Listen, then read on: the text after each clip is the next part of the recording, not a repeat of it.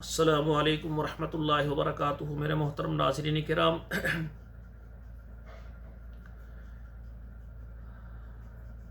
کتاب و حکمت یوٹیوب چینل پر آپ سے مخاطب ہے پروفیسر قاری عبدالمنان زیگم۔ آج آپ کے سامنے یہ قرآن مجید کا 15واں پارہ ہے اور سورہ الکاف ہے۔ آیت نمبر 6 سے لے کر 10 تک یہ جو ہے 5 آیات پہلے میں تلاوت کروں گا اور پھر ان کا ترجمہ سناؤں گا۔ اعوذ باللہ من الشیطان الرجیم، بسم اللہ الرحمن الرحیم۔ فَلَعَلَّكَ بَاخِعٌ نَفْسَكَ عَلَىٰ آثَارِهِمْ إِن لَّمْ يُؤْمِنُوا بِهَٰذَا الْحَدِيثِ أَسَفًا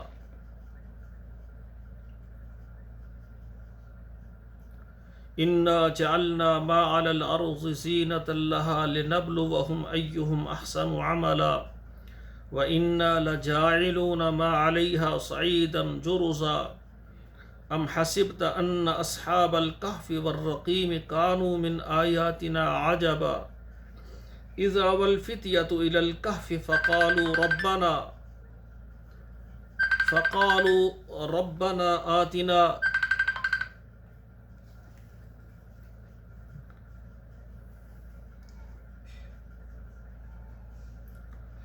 اذ اوى الفتية الى الكهف فقالوا ربنا آتنا من لدنك رحمة وهيئ لنا من امرنا رشدا۔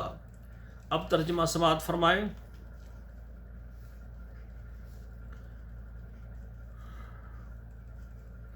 فَلَعَلَّكَ بَاخِعٌ نَفْسَكَ، سو کہیں تو اپنی جان کو گھونٹ ڈالے گا، عَلَىٰ آثَارِهِمْ ان کے پیچھے، إِن لَّمْ يُؤْمِنُوا بِهَٰذَا الْحَدِيثِ أَسَفًا، اگر وہ نہ مانے اس بات کو پچھتا کر۔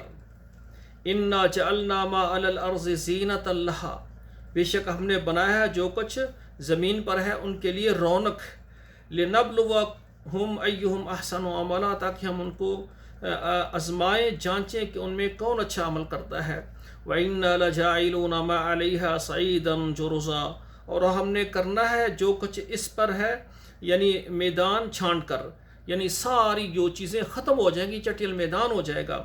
ام حسبت ان اصحاب الکہف والرقیم، کیا تو خیال کرتا ہے کہ غار اور کھو کے رہنے والے، قالوا من آیاتنا عجبا، یہ ہماری یعنی قدرت کی نشانیوں میں سے ایک عجیب نشانی ہے۔